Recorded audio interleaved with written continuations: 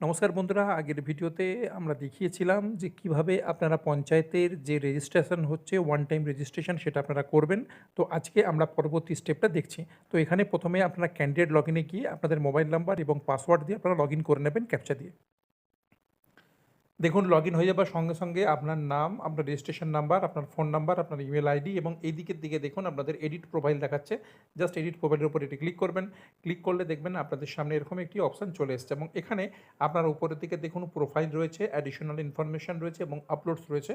তো দেখুন প্রোফাইলে আপনারা ক্লিক করবেন এবং ক্লিক করবার পরে এখানে দেখুন তলার দিকে দেখুন রয়েছে জেনারেল ইনফরমেশন। প্রত্যেকটাতে এরকমভাবে ক্লিক করবেন। ক্লিক করবার পরে আপনাদের সামনে দেখবেন এরকম জেনারেল ইনফরমেশনের পেজ রয়েছে। এখানে আপনারা ঠিক এই যে পেনের মতো চিহ্নটা রয়েছে এখানে ক্লিক করে আপনাদের সমস্ত ডেটা কিন্তু আপনারা এন্ট্রি করতে পারবেন। এখানে কমিউনিকেশন, সোশ্যাল ইনফরমেশন থেকে শুরু করে আপ টু পিজি এক্সাম পর্যন্ত আপনারা এখানে ফিল আপ করে দেবেন। Thank you.